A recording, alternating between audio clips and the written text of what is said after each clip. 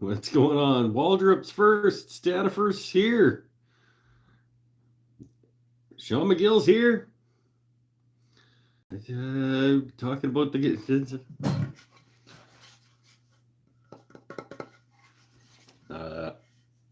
yeah. Well, I figured let's talk about what the year is hoping to look like. And one of the things the year is hoping to look like is more stringed instruments. So that's a great I think that's a great place for me to start. It's these things I've had laying around forever. Just get those wrapped up, get back into the feel of luthiery, for lack of a better word. I'm perplexed by how not only how I forgot about those things for so long, but like how I did such a good job jointing these pieces of wood. Like I didn't have a jointer. I didn't have a decent table saw. Like I had a cheap, crappy, garbage table saw, and no jointer, and a crappy planer, and a cheap, crappy bandsaw, and I got relatively I got seamless. Well, obviously not seamless because they're different pieces of wood, but like those joints are stupid tight. I don't know how I did that. On these guitar bodies and necks, blanks. But I think that's a great kind of low-hanging fruit to, if you watched the resolutions video, you'll know that I want to make more than one stringed instrument this year. And I think these are a good place to start. Because, yeah, why not? But we'll get into that. We'll get into the goals of the year when some people show up. No offense to the three of you that are already here. But let's not, we don't want to have people, we don't want to repeat ourselves. Right? How's everybody doing? How are you guys that are here doing? Moose antler guitar. Yeah, that's funny. Sent me a picture of the moose guy made a guitar out of a moose antler, and he was like, "This is right up your alley, Mr. Canadian."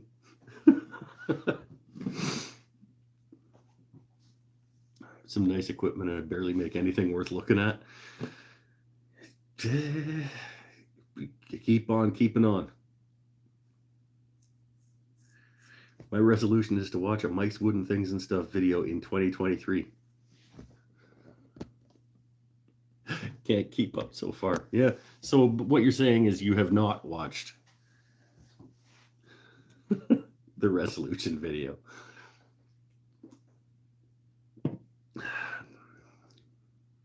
Whatevs. Oh, so after the shop stool, video's freezing. Can't say whether that's my end or your end. Anybody else video freezing? Because otherwise it's Paul's end. I haven't done anything differently. Oh, Pinnell says it's fine. It's on your end, Paul. And on Stanifer's end.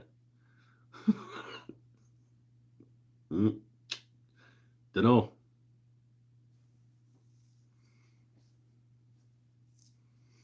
Don't know what to say. There's nothing different on my end than there ever is. Unless both people inside the house have numerous things that are pulling bandwidth, but sometimes that happens other weeks too, pretty sure.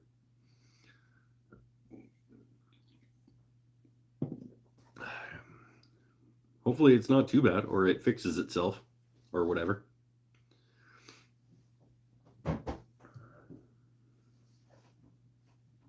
But we'll see. I mean, if it sucks, it sucks. Like, it's not really going to be any different. It'll just suck in a different way. Water Dog says It's fine there. I don't know who Water Dog is, but welcome to the show, my friend.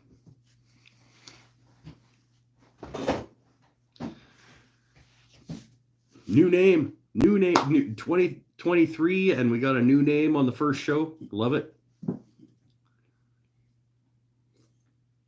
We're just gonna hang out, have a couple of bevies if you feel like it, if that's your thing. We'll talk about some of the goals for the upcoming year for the shop and the channel and things like that. Pinnell might not ever have to watch the resolutions video because we'll talk about him tonight, and he's here. Oh, you get your calendar yet, Pinnell? I have a woodworking question. Okay. Wow. Hang out, stay hydrated. I am going to try to stay hydrated. What's your woodworking question, sir?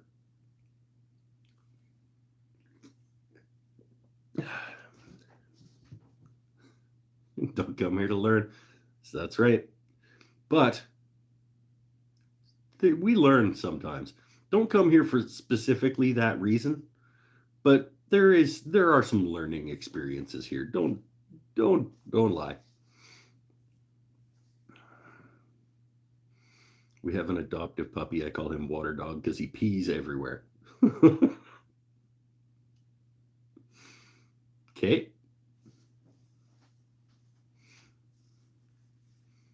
So is that you signed in on another account just to be trolling?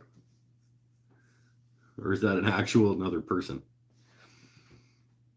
Ideas on cutting a wooden countertop to fit in a curved wall. If template, how to make a template that is 8 feet long. Okay. Wooden countertop to fit in a curved wall. If template, how to make a template that's 8 feet long. Well, you would cut. How big is the curve? What's the radius like on the curve? Like what's from the deepest to the shallowest area of that curve? Do you need a foot of something to measure that? Because I would suggest getting a piece of MDF and holding it up to the wall and getting a compass, or is that what they're called? Yeah, a compass, and just scribing it. So you would hold it up to the 2 points on the wall, and then you just run a scribe along that piece and cut it on a bandsaw. And that would be your template. It's a good, serious job. But you get a compass that has a pencil on one end and can ride along the wall on the other end, and you can just scribe it onto a piece of MDF.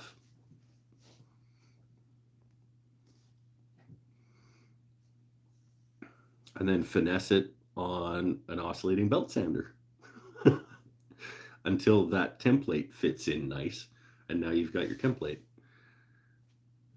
That's a heck of a job. On the Sacramento River in Northern California. Sweet. Probably peed on the carpet before too. Nice. Yeah, the guy. 100 inches from one end to the other, 24 inches deep. In terms of like the depth of the curve. So you would need a full-on piece of MDF. Like, to scribe that out. Whew. Thick gauge copper wire, Paul says, to get the curve and then make templates from that. Yeah, probably. Rough cut some MDF template material, then use the compass to get. Yeah, okay. That's where my head went, was an MDF template. And you could, yeah, exactly. You get sort of an almost the right curve, and then scribe it on and cut it out. I'm gonna have to do my do not disturb. Hold on. I got messages coming in. One of them was Pinnell trying to send something. Yeah, well, that is a bit. Yeah, that's a big curve, man. Yeah, you just cut an approximate radius in a piece of MDF and then scribe it, I think.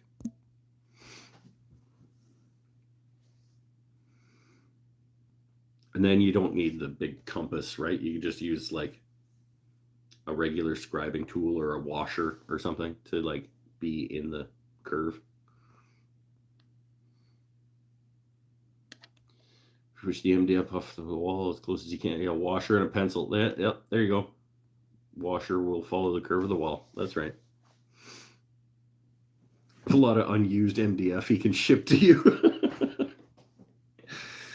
I think that's a doable. That's a big curve. That's going to be a cool cabinet or like countertop. It's pretty good curve. You wouldn't be able to do it the way I initially thought with the compass because of how deep that is. But yeah, cut a big ass curve, stick it in there, and then scribe it. Bar snack area in the basement. Sweet. Are you doing wooden countertop for it? Big walnut slab, huh? To match the coffee station.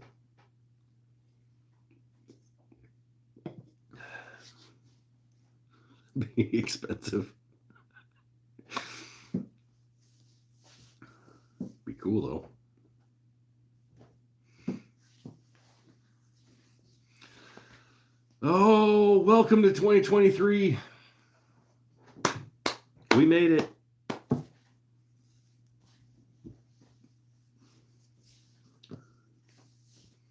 Why do you design a house like that? Like who thinks like, you know what would be the most efficient use of this space right here? A big sort of a curvy bump out. I think that would be cool here.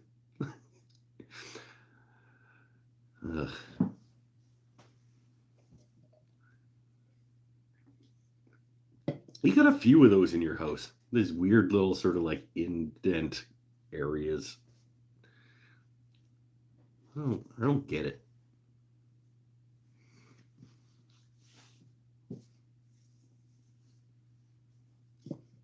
Nah.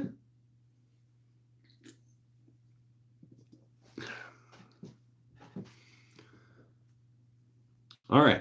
So let's talk about goals.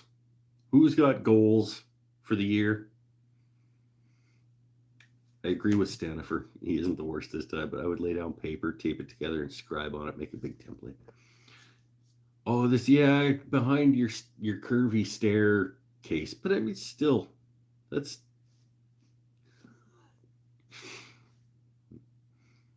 yeah. I guess if you need to have curvy things in your house, then there's going to be opposing curvy things. It's true. Who's got goals for the year? I have some goals that obviously I just put out on a video. Paper template to do that first. Yeah. You just like tape some pieces of paper together. You still need to have them sitting on something hard to scribe it. But yeah, you make this happen. It's not as complicated as it sounds like it is. You just got to work through it.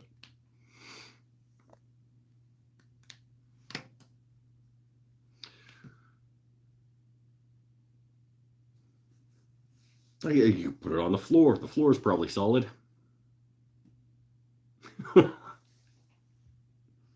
See, even I had to work through it. I'm like, you should got to hold something up for it to sit on. No, the floor is already a solid surface. Would love to finish 2023 as a full-time luthier, other woodworking stuff kind of guy. I would love for that to be a thing for you as well. Once I get it cut out, I can hide any consistencies with a piece of trim. There you go. 1/4 inch piece of something that just runs along the back corner. That can bend to that curve. Maybe a little decorative cove in it or something. Now that I have a YouTube channel with 13 subscribers and I follow your example.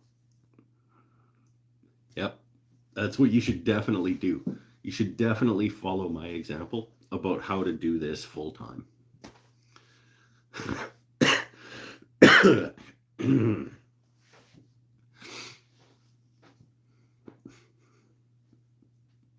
Realistic goals are good. Yes, Pinal, realistic goals. You got any realistic goals for this year? Like, make something.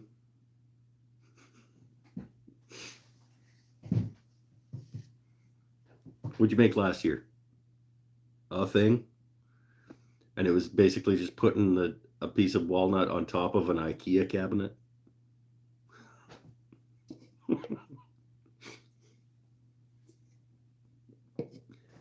So make 2 things would be a good goal for you for this year. I'd hire Pinnell away from you and give him twice his pay. He might take it. He might take that job. I don't know. Depends what you want to get him to do. He's pretty lazy. I don't know if you want to pay him twice as much as I do.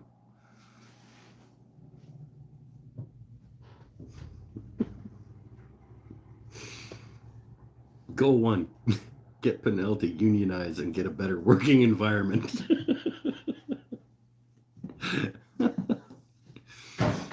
Nope. Kicking stuff over.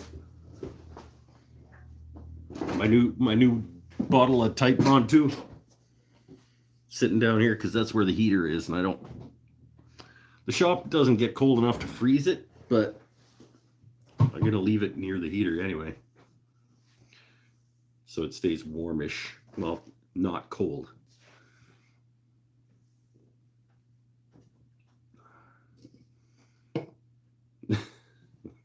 Unionize. Yeah, you probably should form a union, Pinnell. I am pretty hard on you. But unfortunately, your union rep is going to be you, and I'm still going to be the employer. And I don't know that you're going to be able to negotiate on any more solid footing as the one guy who works here. Like, you're not like representing a group of people that my union rep is too lazy. Was the wood green enough for you? I still haven't opened it. I don't know. I just it is like it's gonna be perfect because it's the greenest of the wood that I have to offer the client. So I'll make one out of it and I'll send him a picture and be like, is this what you want? And he'll say yes, and we'll go from there.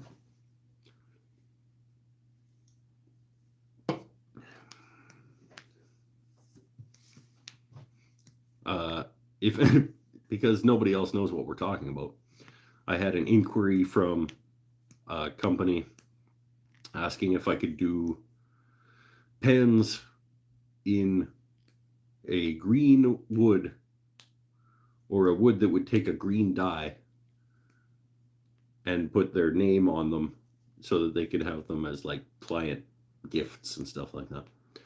And so I said to my friend Paul, I said, hey, can you send me some more green? And I paid him for them. Thank you very much, folks who don't think I ever pay for anything. And I got a bunch of green maple burl, green stabilized maple burl that I'm going to be making a bunch of pens out of for a mining company.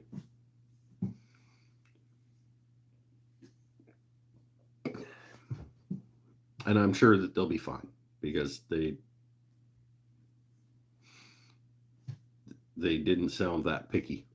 They were like, if we could get green, it would be great. But if not, whatever. We just want fancy pens to give away to clients. I said, well, let's get you some green. Dye blew up and spilled all over your vacuum station, so a third of your shop is green. Well, there's worse colors for your shop to be, I guess.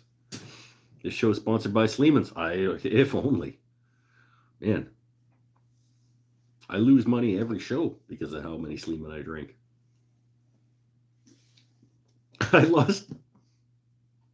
think we were joking about how, like, there's no way that I could possibly lose money on a single coaster through the mail. Turns out, went to the post office today, and the coaster that Paul bought, single coaster in an envelope, going to Texas, $10. $10.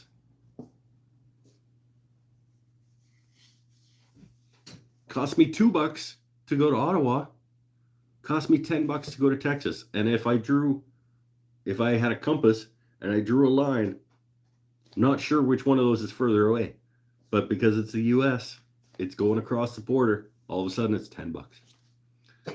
So Paul paid $17 Canadian for the thing.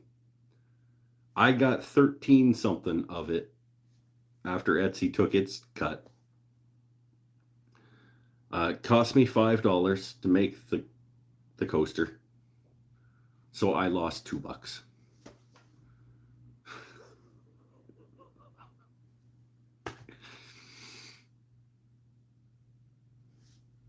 Business life.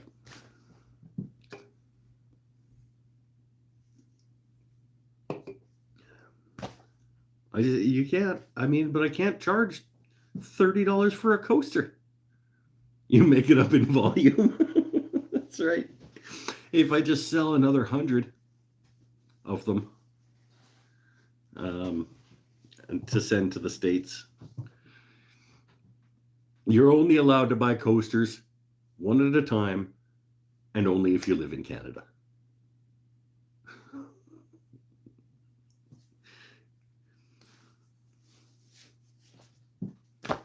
Because then they only cost me $2 to send, and I actually make a couple of bucks on them.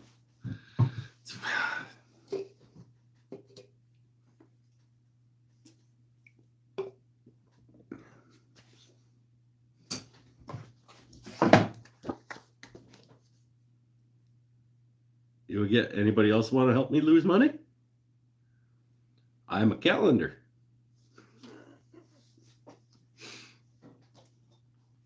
They're also available in the Etsy store to help me lose money. So Mikey's saying I should now order a calendar. It's like, maybe the calendar is also only $10 though. Like, shipping is a mess because the coaster in a little bubble envelope thing going to Texas might be the same price as a calendar that I've already wrapped the shipping into. And if the calendar only costs $10 to go to Texas, then I actually do make a little bit of money on it. So I lost money on the calendar or on the coaster, but I could make it back on the calendar but then if you order a calendar and it's $30 to ship it, then I lose more money. I don't know. I suck at business because of shipping. Shipping is the only reason I suck at business. Because I don't even know how to estimate these things clearly.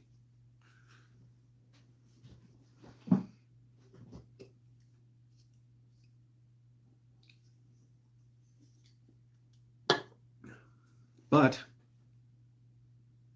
I'm going to make a couple of guitars this year. Purple Heart and Maple.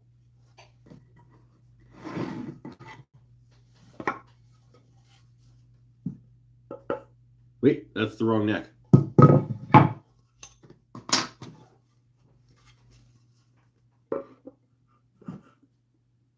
Yeah.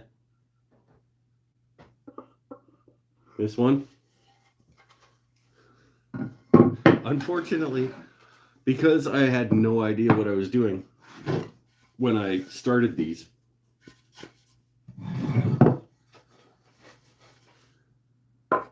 they look great as the starts of guitars. They are not going to work because I don't know what I was thinking about these pickup locations. They do not work. I cannot get even a Gibson 24 3/4 fret scale without, because this is my neck template for a 24 3/4.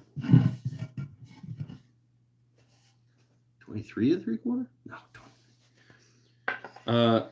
I can't get it into the neck where that neck pocket is and have this pickup be in front of where the bridge needs to be. The bridge needs to be back here. So in order for this neck to make it so that the bridge can be back here, it needs to sit at about there. So I have to, I also don't really want two pickups in. So what I'm going to do is I'm just going to fill this front pickup cavity on both of them. Probably just with epoxy or something. This one. I'm just going to fill them and I'm going to put tops on both of these. And then on the back,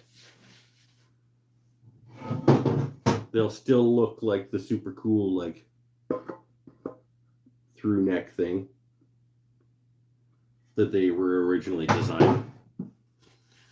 And on the front, they'll essentially have like a drop top type situation. A pick guard over a routed out pickup cavity.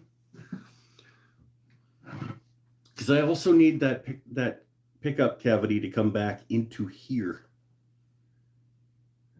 So I can't just like put a pick guard over it. Like the neck needs to come back about 1/4 inch into this pickup cavity. So I need to fill this.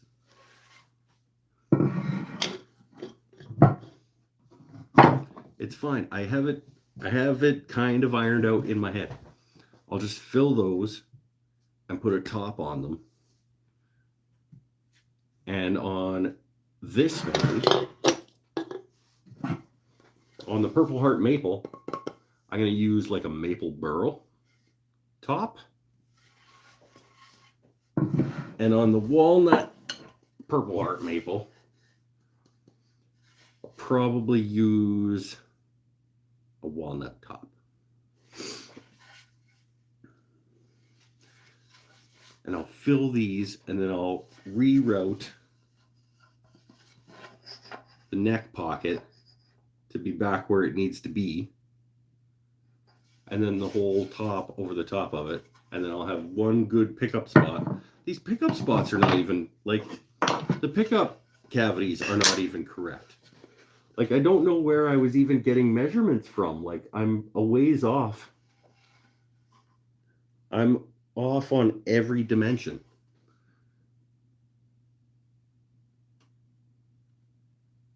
Like, I don't, like, I didn't know what I was doing, but I wasn't even really close. Like, why would you start cutting out guitar things without doing any sort of measurements whatsoever? Like, I don't know where I even got those, like, humbucker size. I just, like, maybe I just measured one off of another old guitar and just like, that's how big the pickup is, so that's how big the hole needs to be. Like, in any case, it's not going to be that much work. I'm further along than starting from just wood, because at least I have, like, do a custom fret scale length. Well, that sounds like something I don't want to have to figure out. When I already have a template for a neck that I can just, and thankfully all these holes that I have routed out are too small. So I can use my neck template, which is bigger than the neck pocket that I have routed out. And I can just actually make the neck pocket fit my neck template, which I can then onto the neck blank.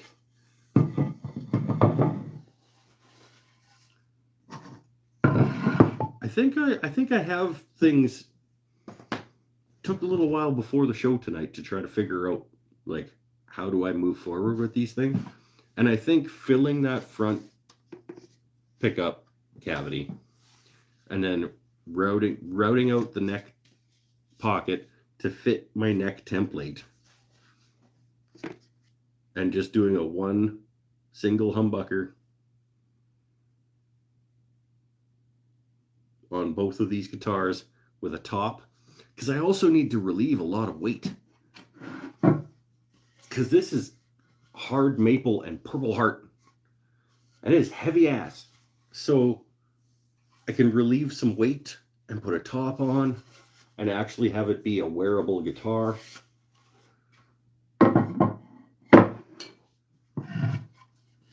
They're going to be pretty.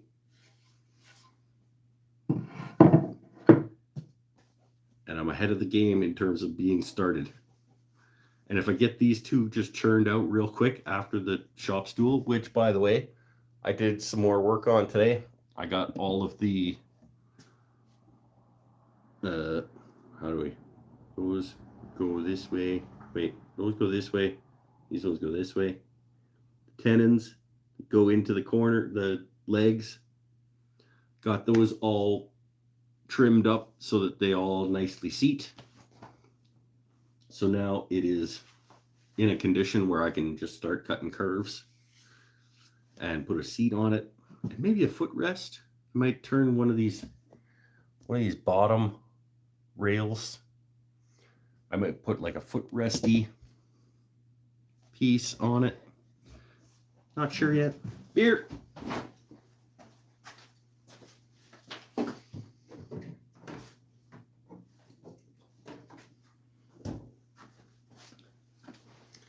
Yeah, once the shop stool is done, I'm gonna launch into finishing these guitars to get back into the swing of woodworking, really.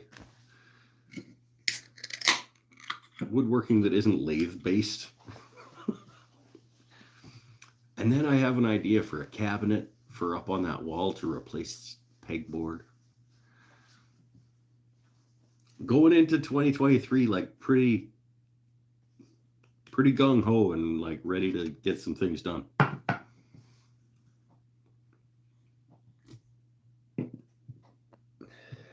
Can send you a Windows-based program that will figure out the scale, number of frets, and print you out a template. Well, I use Mac. And there's a website that you can go to that does that too, but I already have a really nice little guy. This guy works just fine for a neck template. And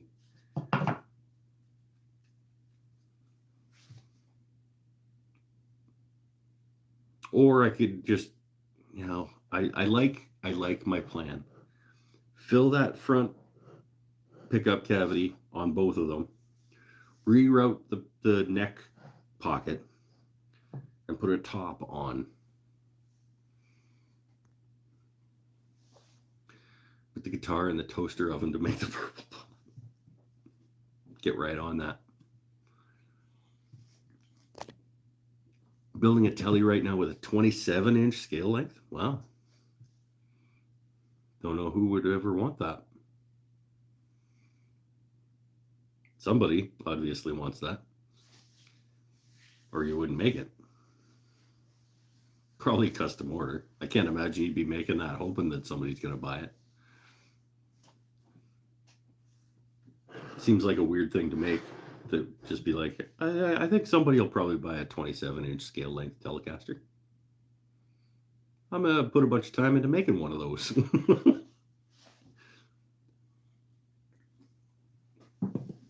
No, that's not something you do. Yeah. So that's project number 2 and 3 on the year. Project number 1, finish the shop stool. Project 2 and 3, these guitars. So like project 3 on the year is already started. Like that's how good this year is going. I'm already like a quarter of the way through project number 3. Look how far along I am on project number 3 in 2023. As a non-luthier, if you made the bridge further away, would it still work? I guess the string would be a bit longer, so you would have to make them tighter. Well, no, it's about the scale length and the spacing between the frets. So you can't just make the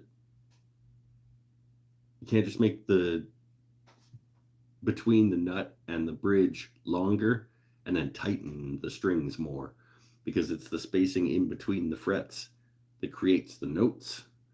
So if the space between the nut and the bridge is longer, then each of those spaces needs to be a different width in order for it to make the correct note.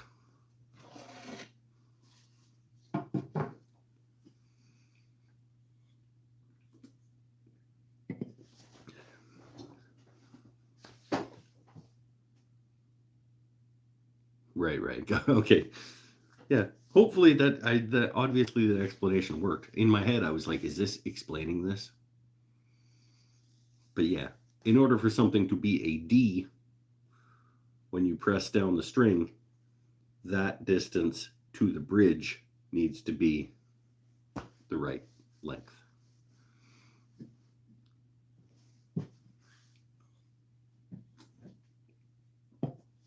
But I think it'll be cool to get these things cranked out and out of the way.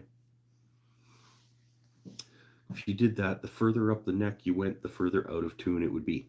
Yes, exactly right.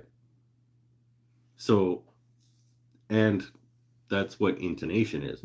That's why when you hear people talking about like how the guitar is not intonated, it's because the specific scale length of each string is not correct in relation to the spacing between the frets.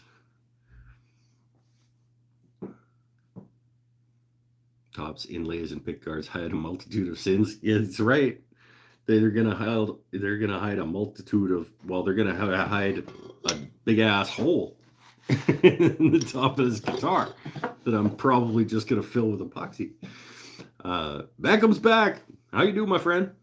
Open note and first few frets might sound all right, but slowly out. Yes, exactly. So, hypothetically, you got a guitar where the scale length is wrong, right? So, as you go, you can play down here, and it might be okay. And then as you go this way, and you start doing solos and stuff up here, they're not even in the same key anymore, because each one of these errors compounds as it goes up if it's not the correct scale length to how far it is from the bridge from the nut to the bridge. That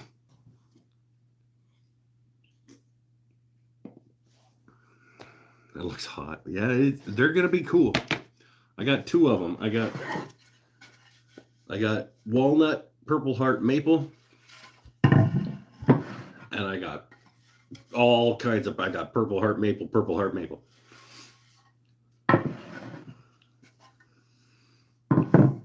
and necks to match them both. So those are going to be project 2 and 3 on the year. Look at this neck. This neck is going to be dynamite going into this.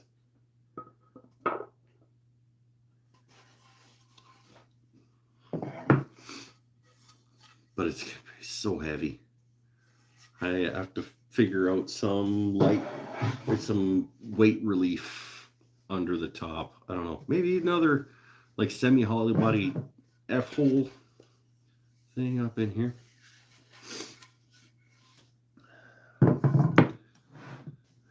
But that'll be probably February that I'm going to get into that. January is the finishing of the shop stool. February, I'll launch back into guitars. The weight will be a challenge to a Les Paul. I guarantee both of these bodies, even because I even made these things, they're not even width wise. A normal like Les Paul or like Telecaster or whatever is about 14 inches. These guys are 12 because when I made them, I was like, I only have a 12-inch planer. So that's how wide these guitar bodies are going to be. So they're narrow this way. And they're going to need some tweaking in terms of like the curves and stuff to make them aesthetically pleasing. But they're still pounds heavier than a Les Paul.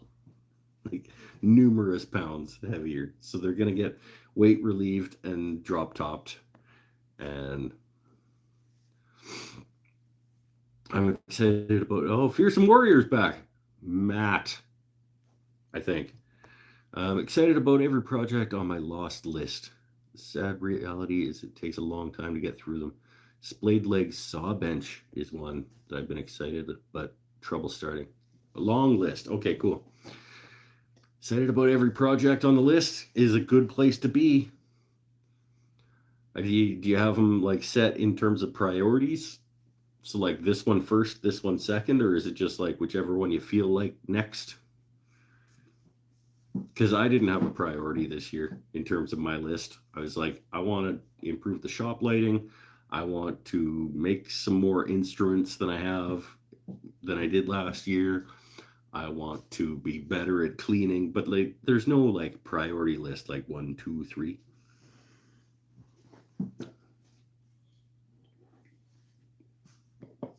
It's just kind of like over the course of the year, I would like for this to be accomplished. I've currently set priority number 1, shop stool, to get you assholes off my back. And no, well, not just for that, but mainly because it's already almost done. Always shuffling. Made progress and have a few done. Just need polyurethane at the same time. Oh, there you go. It's like you got a week of finishing in your future. That sounds great. No, finishing is awesome. I love watching the wood come to life. These guitars are going to be cool too. But here's another thing though. So what do I do with 2 more guitars? Do I sell them? I don't need any more electric guitars. Are people going to buy them for what I would have to sell them for?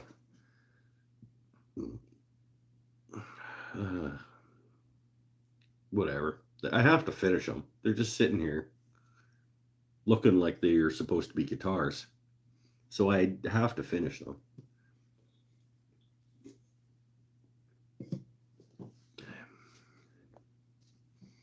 Buffalo Bills tomorrow. Hamlin passes out after making a tackle. Been doing CPR for 10 minutes. Football is violent. You sell them or hang them on the wall. Yeah, I mean, they can go on the rack with everything else. But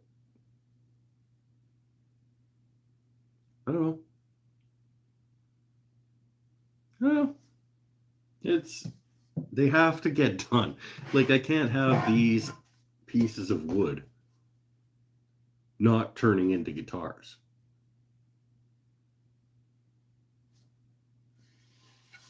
Like, what, you just leave them on the shelf, not being guitars?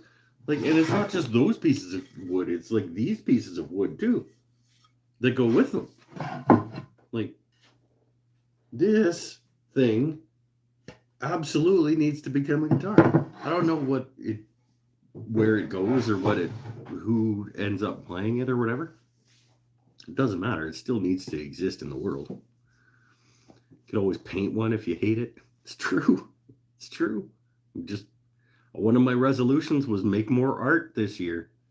So if I finish it and I don't like it, I turn it into a piece of art.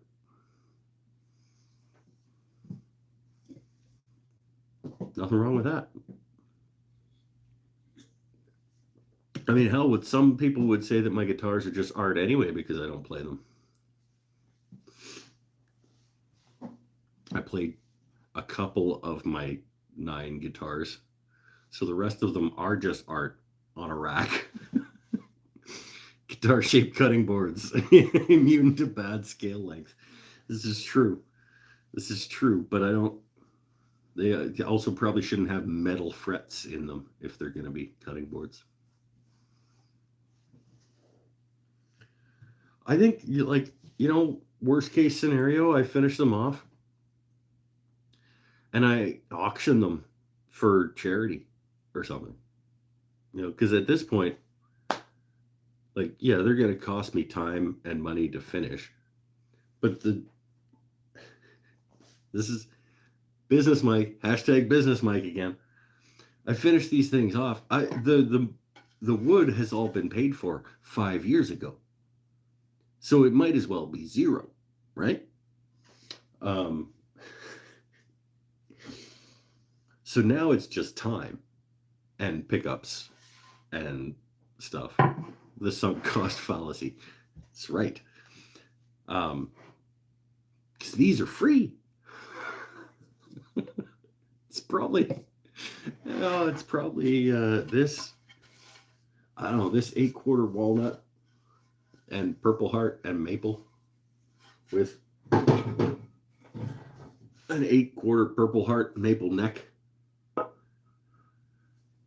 cannot have been less than a couple $100 worth of wood.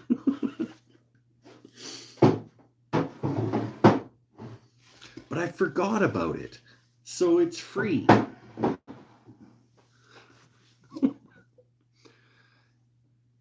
I would sell it for half as much as the phenomenon whereby the person is reluctant to abandon a strategy. Of course, if they're invested heavily in it, when it's clear abandonment would be more beneficial. It's not. Abandonment would in no way be more beneficial. Because turning these into guitars and then either raffling them off or auctioning them off for charity is absolutely going to be more beneficial.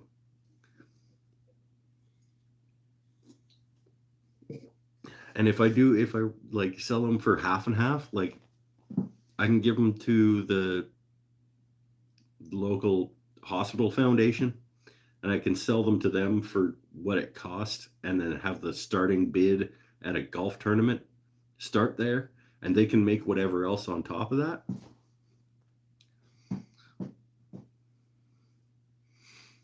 I just go to the hospital foundation and say, you give me $300 for this guitar, start the bidding at $300 at the golf tournament, and you can have whatever comes on top of that. Everybody wins. I break even. They make some money. And then somebody else at the golf tournament goes oh, I want that guy to build me a guitar. And then I get a commission guitar job from a property developer. Business Mike. Whatever. Or I just have a couple more cool guitars on my wall. It's some more cool guitars than you have on your wall.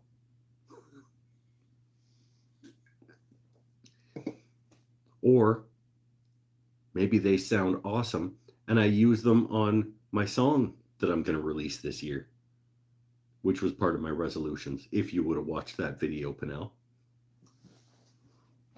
I think it would be super rad if the song that I released this year, I wrote and performed on only instruments that I made. How awesome would that be? Right? I've made cajones. I've got a couple in the house. I could make like a maraca thing. I could make a bass guitar. I could make one of these into a bass guitar. Or like a wash tub bass, like a boom, boom, boom, boom, boom, boom. Kind of a bass guitar. And I could sing it. And I could have all of the instruments being played on that song being things that I've made. That'd be pretty rad.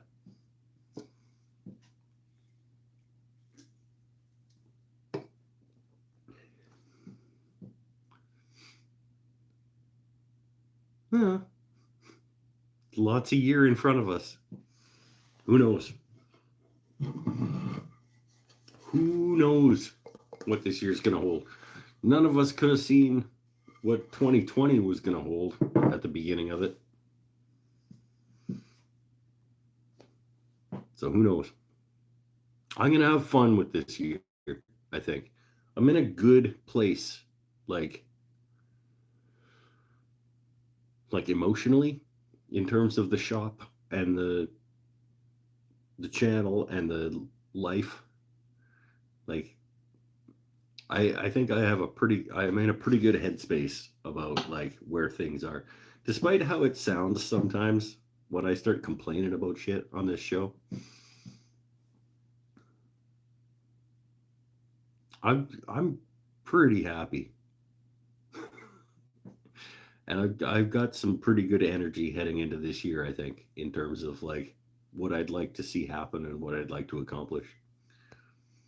You could send me the wood and I can build it into wall hangers for you.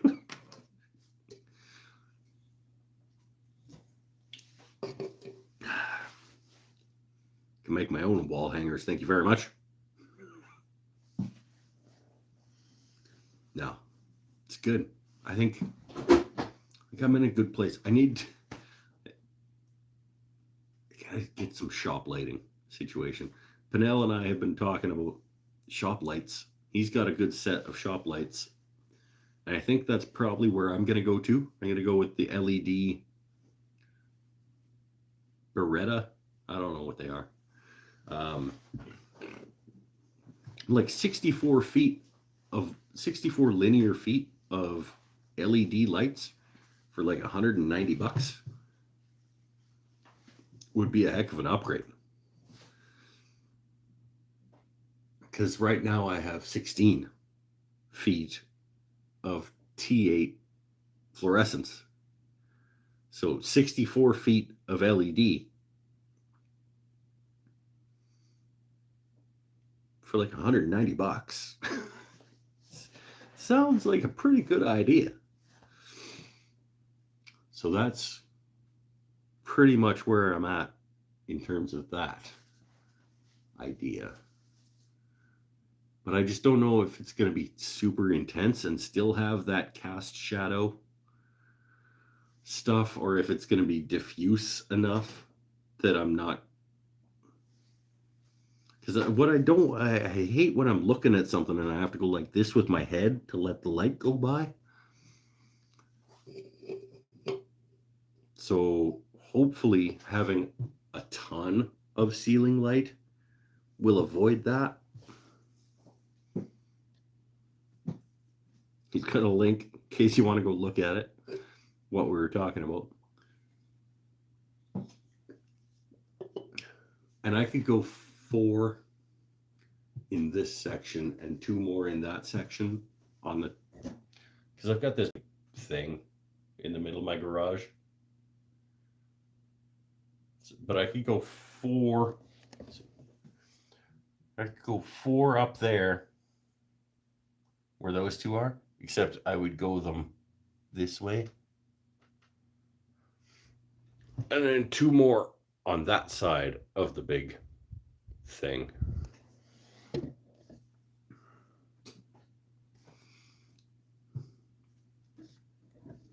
That'll be a ton of light compared to what I have right now.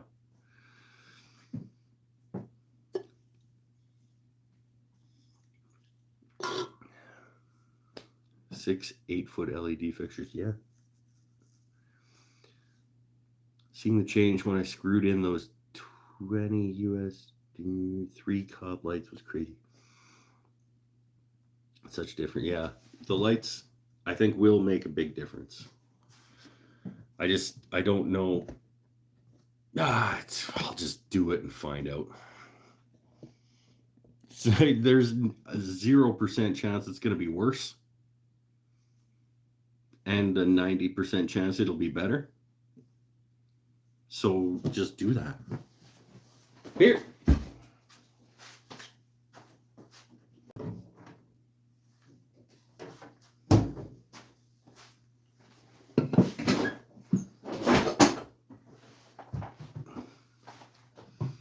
And I make a video of me like unboxing and installing these lights, and I make like $14 back on my investment. Is connection you or everyone? Well, not everyone, but a couple other people have commented on it. But a couple other people were like, no, it's fine. So it's not you, it's not just you, and it's not just everyone. But 6 4-foot 5,000 lumen LED lights for $19 each. Okay. These are 6 8-foot 9,000 lumens, I think. But your shop is half the size of mine, so yeah, you're probably going to be at about the same amount of lighting. We've used the high bay LED lighting at work. Ceiling 35 feet up. Okay. Well, I don't have 35 feet up. I've got about 12. It's going to be way more light than I need. But I think more light than I need is going to be good. Except it might suck a little bit depending on a few angles. Might have to change some angles when I'm shooting over at the lathe and you guys are looking at it. Because if it's stupid bright in behind me, like we've already run into that problem where I had to shut the lights off because it looked shitty. But maybe I can figure out a different camera angle that doesn't have them in the frame. I don't know.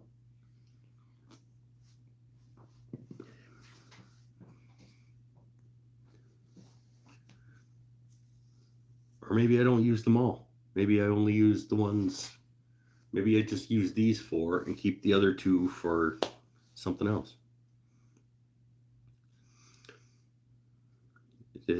6 8-foot 72 watt 9,000 lumen 5,000K. Yeah, it sounds so good.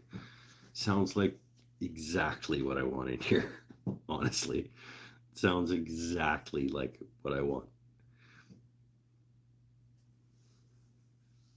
And then maybe I just get like $1,000 worth of plexiglass and I just sand it on one side with like 240 just to frost it up a little bit, and then I just pop it over the top of the whole whack of it so it diffuses as a diffuser.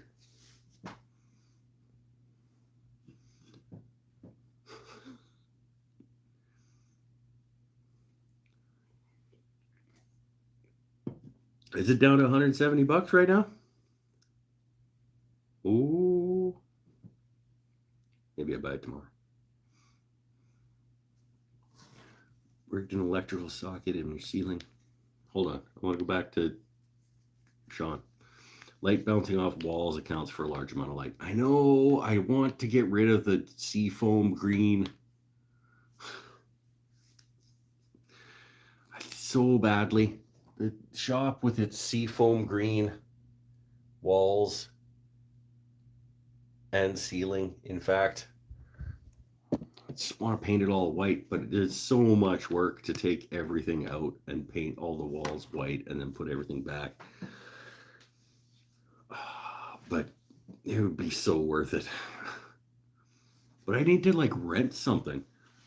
I'd have to like rent a pod to have in my driveway to move everything into to paint the shop and then move everything back in.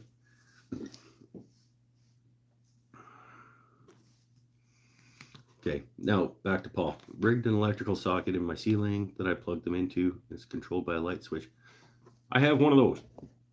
I don't know if you're going to see it.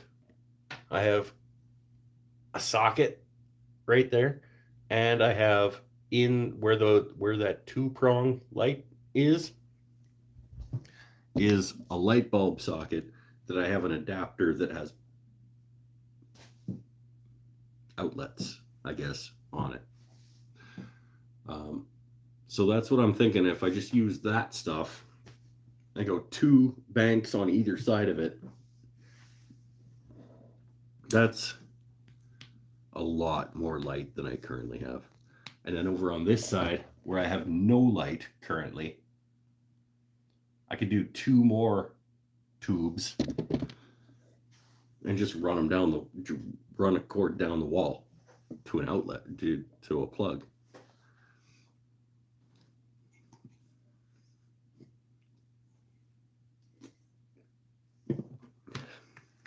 I have numerous circuits now, finally. So it's not like, and they're LEDs, so they wouldn't be drawing a whole bunch of power anyway. And my shop lights, Pennell says, I have my shop lights on a smart plug so I can tell the program to turn them on.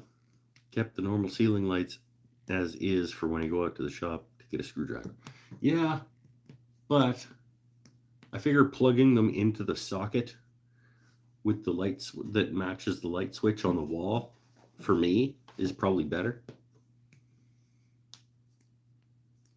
Maybe I could have those 4 on that thing, and then these 2 over here I could have on an outlet where I could either just like tell it to, or I could just have it on a, because I think I saw in the thing they have like a little toggle and I could just turn them on manually if I need this side lit up. Clapper, because the 80s.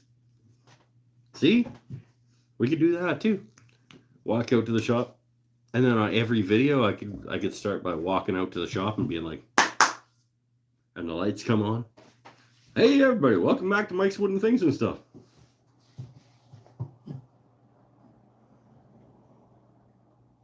And make an extra 14 cents. Because old people would understand.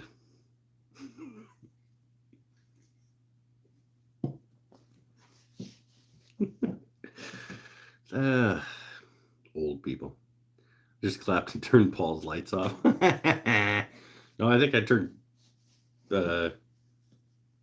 Matt's lights off. Matt, did I just turn your lights off? There, they're back on.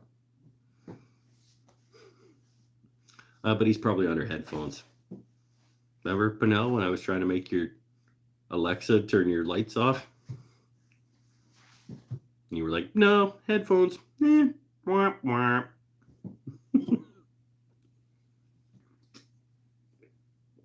Oh.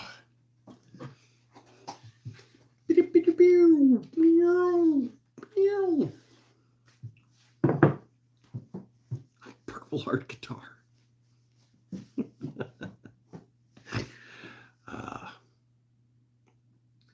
The maple burl top.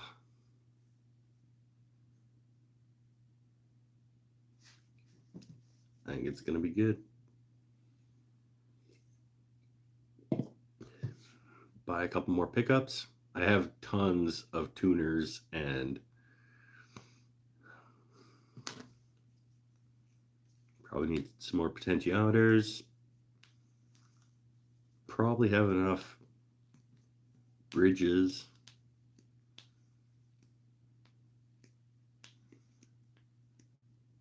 Yeah, get these guitars figured out.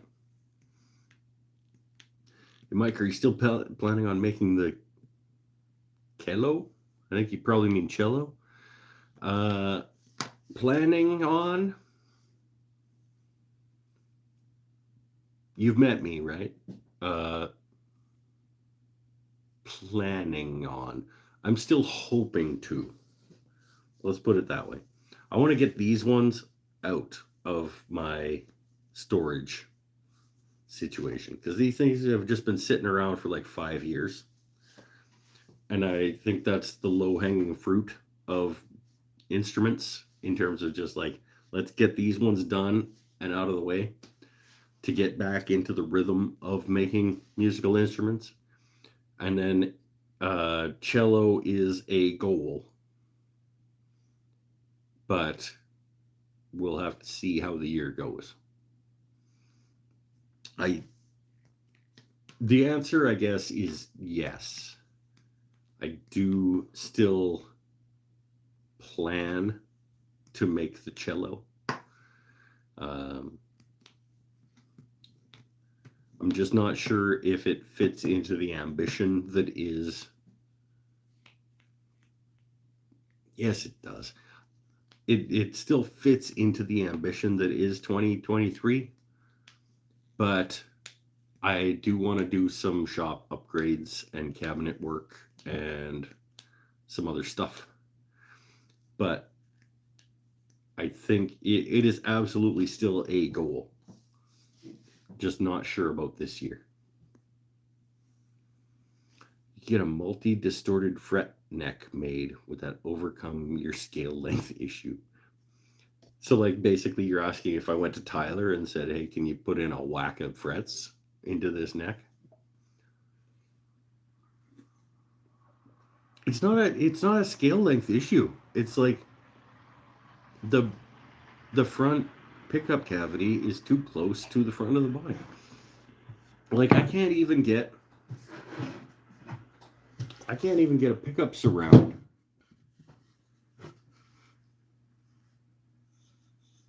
in here between the pickup cavity and the neck cavity, let alone like the overhang of the fretboard off the end of the neck. So like if I made a Fender style neck where the fretboard goes to the edge of the neck, I could maybe fit it in here, but I couldn't get a surround in here. There's not enough room.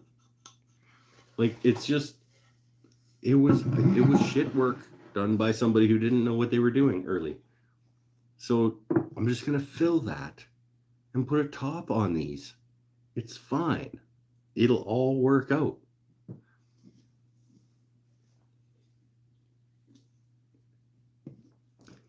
Because then I can put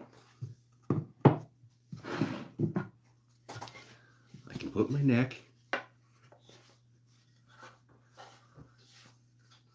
goes into here. It'll be just fine. And then I can get my bridge back here where it belongs, and I can have one humbucker, and I can have two knobs right down here. I can relieve a bunch of weight in here because I'm going to have a top over the top of it. It's fine. It's way too heavy anyway. I have to do a bunch of weight relief. So why not do a bunch of weight relief and then put a top on it? How did you make those cutouts on the guitar? I don't remember. It was so early. It was way back when I first started woodworking, and I was like, I'm gonna make guitars, like, and so I glued a bunch of wood together, and then I think I probably just made templates out of like MDF or something to route these out, but they don't fit pickups. Like I did not know what I was doing. I just launched right into it. And these are sort of like, oh, you don't know what you're doing? Okay, put this aside and learn what you're doing. and then come back to them. And now I'm at the point where I'm coming back to them. And there's significant problems, like scale length. Like the fact that the neck needs to sit here in that pickup pocket. So this needs to get filled so that my bridge can be behind this pickup. But we're good. I'm in good shape, and it's easily remediable.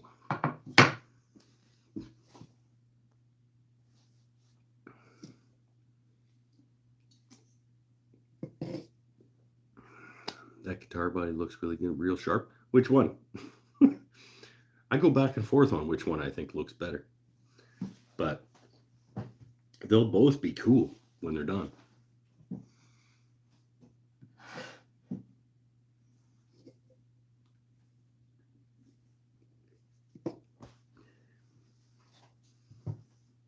And nobody except you guys will know that there's a filled in pickup cavity underneath the top of that guitar. Can do binding on the top. No, I'll probably do like what I did on the on Dawn. I'll put a top on it and then I'll just carve away the outside and like relieve certain areas more than others, because I think that looks rad. So I'll probably do a top on it and then I'll carve away areas to like show off the behind. Might as well add some more complexity to it. No, that's the whole idea, is that I'm going to try to make this easier on myself. My initial thought, actually, was like, why don't I just, since this is way too thick for a guitar body, what if I just resawed the back off of it and put it on the front as the top? Because then the lines would all match up and everything. And you'd never know. You'd absolutely know, because there's no way that I would get that perfectly lined up again.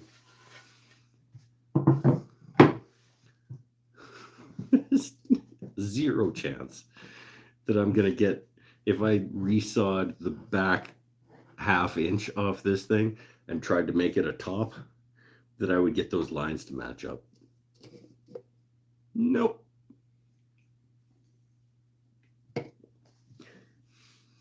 So I think like a maple burl on the top of the Purple Heart one, and maybe just find some curly walnut to make a top for the walnut and Purple Heart maple one, and then just carve away. Actually, no, I should probably do a contrasty one for this one too. If I'm gonna do a carve away the top and show the underneath, I should probably not do walnut top. Maybe maple top on this one too. Maybe maple burl top or a flamey maple top on this one too. I don't know. Built 2 full guitars this week and 4 bodies. After making GGBO guitar, just feel like tellies were so boring to assemble. I can see that. But churning is money, you know? If you can make easy guitars for money, well, easy for you as a professional luthier, and they make you money, damn right. I'm making complicated guitars for no reason at all that I'm going to lose money on, because business, Mike.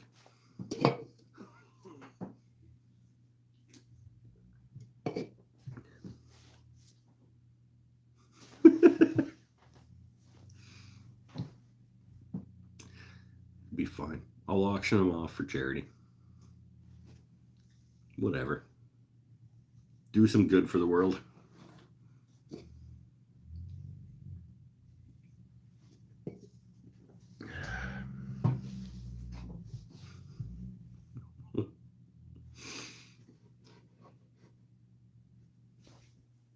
I mean, the alternative is just hacking them into pen blanks. I don't need that. I don't need a bunch of pen blanks. I just went through my whack of pen blanks when I was cleaning up the shop over the last couple of days. I got like a lot of pen blanks that I got to get through. It's awesome, but I got to figure out a storage solution for pen blanks that's better than like old plain boxes.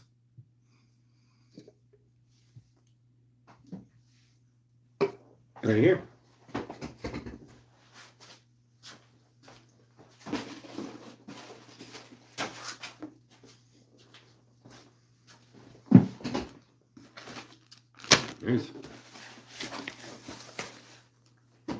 That's one of my 3 boxes of. This is like my most prepared box, and then I have 2 boxes at least that size that are just straight up blanks.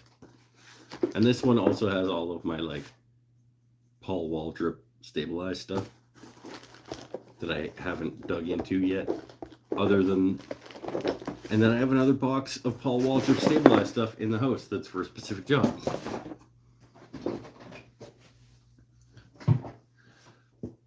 Could send me a mesquite top.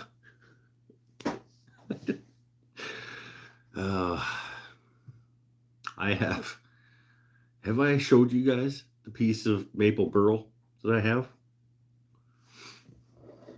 That I think will make about 6 guitar tops if I wanted to. Hold on.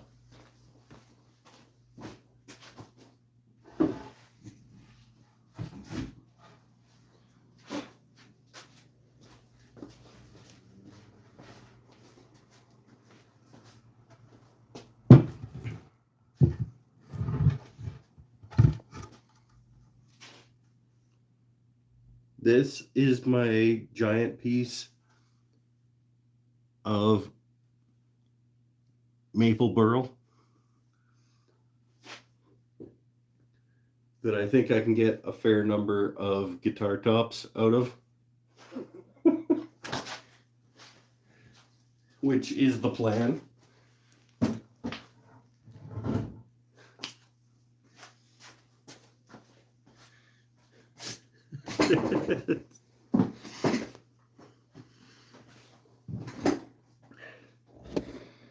It is a significant piece of wood.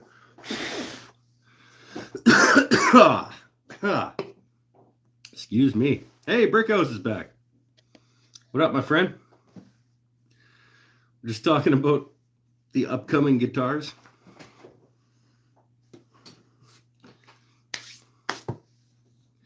Send me that for mesquite top. Yeah, no. No, that is it's about 2. I want to say it's about 2 1/4 inches thick and 24 to 28 inches across. So I think in terms of like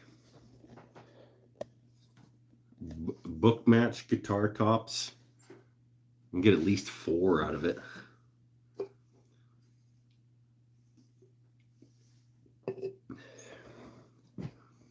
So maybe one goes on this guy. And maybe one goes on this guy.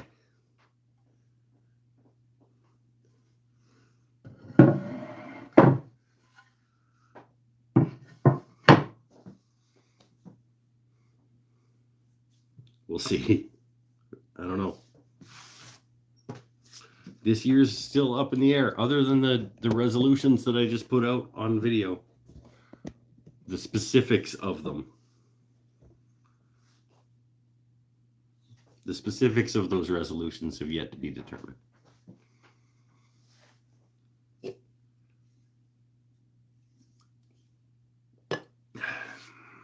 Those look great. These, I don't think Brickhouse knows the story about these. These guitar bodies have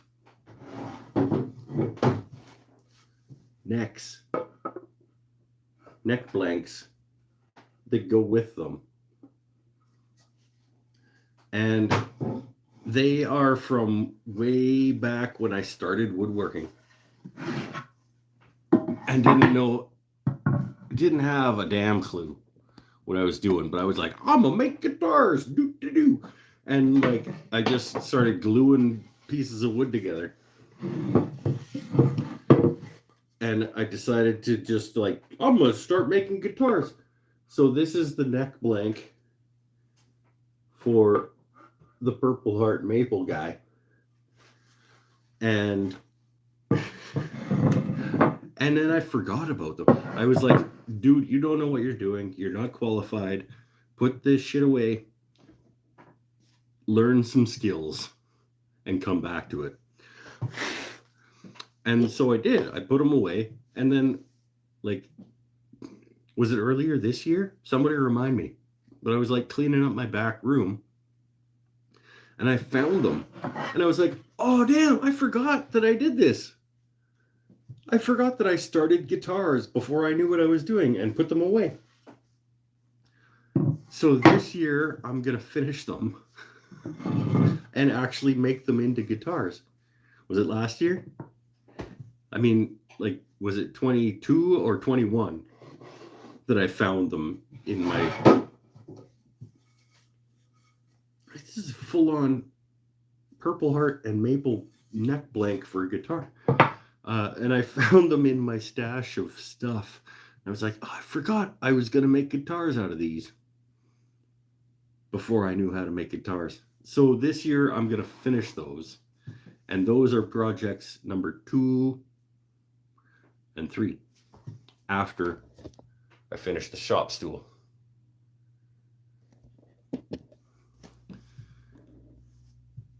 I'm launching into the year with some enthusiasm, and I'm in a good place.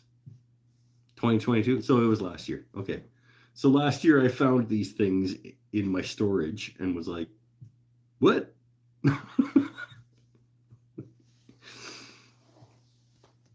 I'm going to finish them. But they need a little bit of adjusting because I didn't know what I was doing. So one of the pickup cavities, the front pickup cavity on both of them needs to be filled so that I can we'll go through it again. Sorry for those of you who already heard it. This pickup cavity on both of them needs to be filled because the neck needs to be located about there in order for the bridge to be behind this pickup cavity. So, because I didn't know what I was doing, I do have some work in front of me to get these ready to be guitars. But they're way closer to being guitars than just a random piece of wood would be.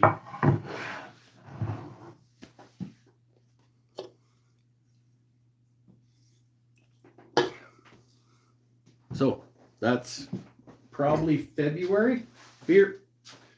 February is probably going to be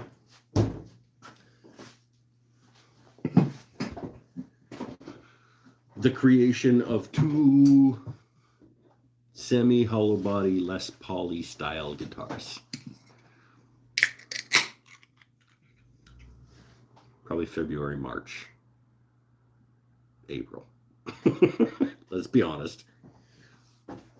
Here's another question. Anybody have a thought on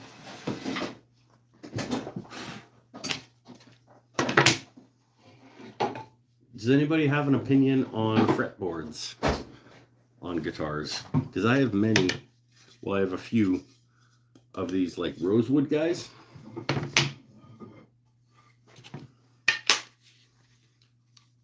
But I also have, if you watched the knife scales, the chef knife video, I have some of those flamey maple pieces. I'll grab one.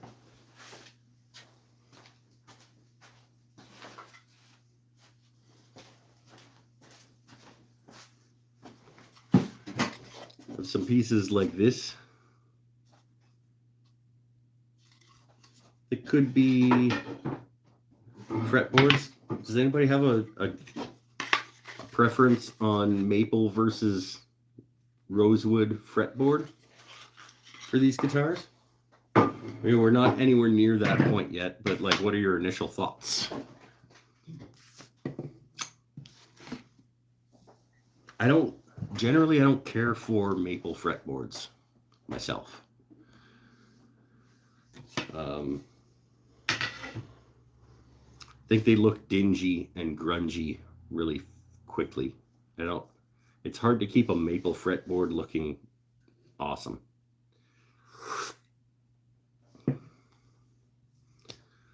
Rosewood is nice. You can make multi-piece fretboards also. Yeah, let's overcomplicate it some more. Is anybody a fan of maple fretboard? Because the reason I like resawed that flamey maple was to make awesome fretboards. But I kind of just want to make them into boxes now. Like, because I don't really like maple fretboards. Ebony. Yeah, ebony makes a good fretboard. I have one of those too.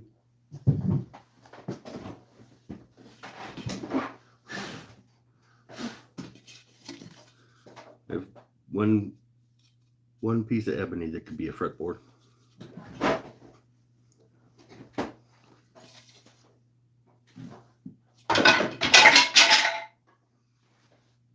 Broke it. I'm kidding. I'm kidding. You can't break ebony by that. I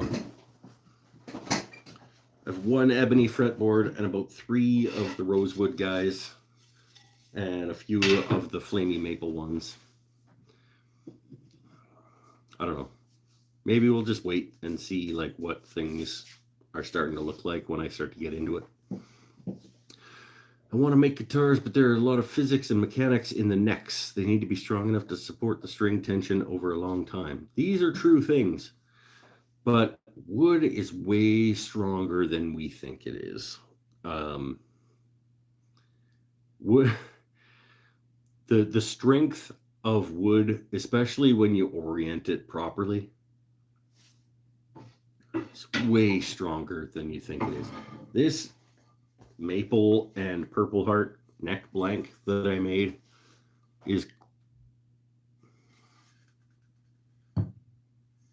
that's the cut marks. I don't know if you're actually going to see the grain. It's going almost completely vertically on this. These are marks from my old chop saw. Maybe this side's better. No. The grain on this is going almost perfectly vertically. And so these are quarter sawn pieces of maple. So I could make this thing, this neck could be like that thin. And because the orientation of the wood is going straight up and down, it's gonna be stupid strong. And then you put a truss rod in it that you can adjust tension and bend and stuff.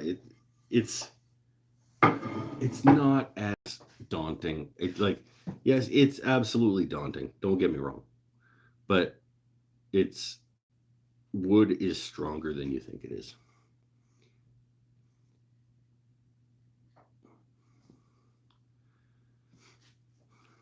Maple has the right grain structure for necks. Maple, if anything, has the right grain structure for necks, as long as it's not super open porous and the grain orientation is the right way.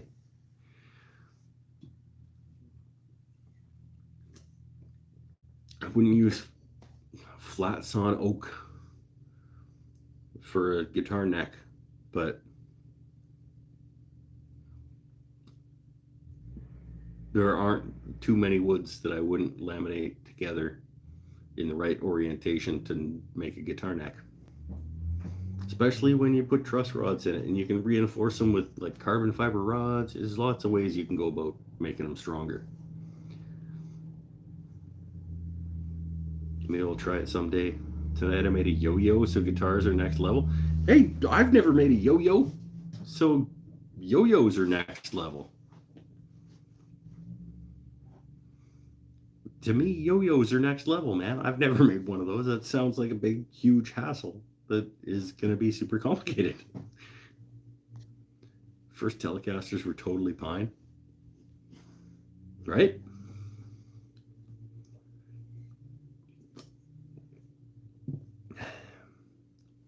We're all just,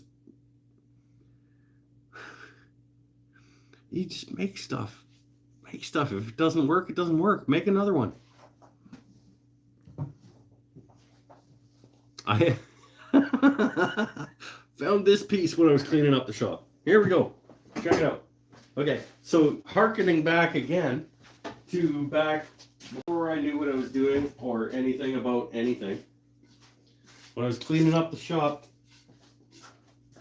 over the last couple of days, I found this. So this actually marries in nice to what we were already talking about, because I made these guitar blanks thinking I was going to become a luthier or whatever when I first got it started. I'm pretty sure that this was going to be a multi-laminate guitar neck, because I had heard like, oh, laminated strips of wood together to make a guitar neck. Pretty sure that that's what this is supposed to be. This is strips of red oak and Douglas fir. It's Douglas fir, oak, Douglas fir, oak, Douglas fir. Pretty sure that this was supposed to be a guitar neck.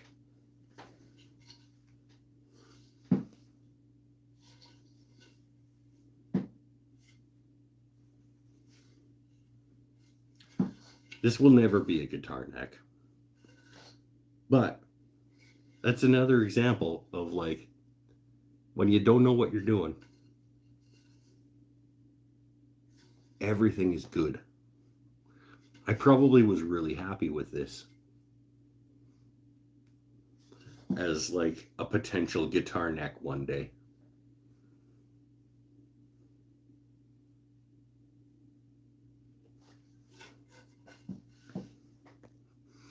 You find another 4 guitar blanks before the shop's clean. I don't think there are anymore, but I don't know. I don't know. I will never make a guitar neck. But again, you look at the, you know, you can't actually tell because it's too rough song. You look at the grain on this is not bad in terms of making a guitar neck. Both of these thick pieces of oak are essentially riffs on, and they're pointing the opposite directions. So they're going like this into the middle. That piece of Douglas fir is quarter sawn. I probably could make a guitar neck out of this. I'm not going to, but I probably could. All right, later, Beckham. Thanks for coming, my friend. We are getting ready to shut it down as well. I just think it's funny when you look back on your progression and you see like how far away you were from knowing what you were doing. But at the same time, like relatively close in places, you know?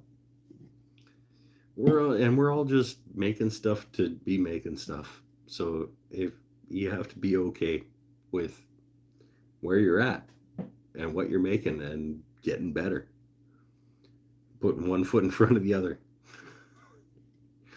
It's like your first few bowls and pens that you made.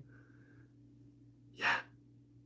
You just like the reason I keep the first everything except cribbage board. I was thinking about it the other day and I was like, I don't have my first cribbage board. It's because I made the first cribbage board as a special order for somebody. I'd never made one and I was like, sure. But almost everything I make, the first one belongs to me. And I keep it just for that very reason, so I can look back on it and realize where I came from and how much I've improved. Mike, you can make your own truss rods if you like. Yeah, you go ahead. You make your own truss rods. I'll buy them for $20. I'm fine. I'm fine with the price of truss rods and the effort that it would take to make one. I have no interest in that.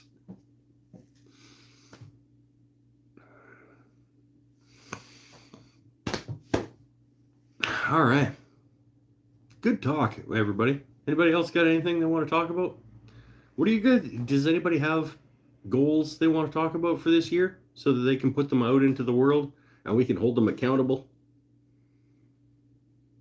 I put mine out so that people can hold me accountable and make fun of me when I don't get them done. I'm happy to do that for you as well. If you want to put goals out into the world. Before we close down this show, say something that you're wanting to accomplish this year so that we can call you out on it later.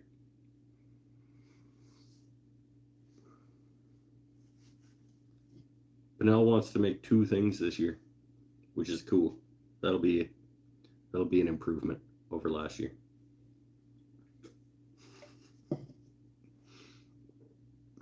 Just about spit out my beer on my own joke. Eric wants to lose weight. Do you have a plan? Or you just like in general, you want to lose weight, or do you want to do you have a plan to make that happen? McGill needs to post pics of more things that I make and make more stuff in general. I was lazy this year other than pens. Okay. Just more making. More making is a perfectly good goal. In general, lose weight in general is a good enough goal. Cut your food intake in half and eat better. There you go. Eating better. You don't need to cut your food intake in half if you're going to eat better. You eat better and eat just as much as you're eating now. As long as it's better food, it's going to help you get your goal. But not to say that, do both if you want to do both. Paul wants to try to watch Mike's Wooden Things and Stuff videos. I think this is a good goal for everybody. I think everybody's goal should be to help Mike's Wooden Things and Stuff grow as a channel. Nutritionist Mike. It's not what I'm claiming. Just saying you cut out either of those things. Either eat less or eat better. Do both for sure. But either of those is a good plan. We should all focus on trying to grow the Mike's Wooden Things and Stuff channel. Share it with your friends. Put it on Reddit. No, don't do that. We'll keep on keeping on. We'll keep on keeping on together as a community. I very much appreciate you guys. You know that I do. For coming along and hanging out and being part of this with me. Stay happy, stay healthy, stay safe again in 2023. Bye for now. Happy New Year.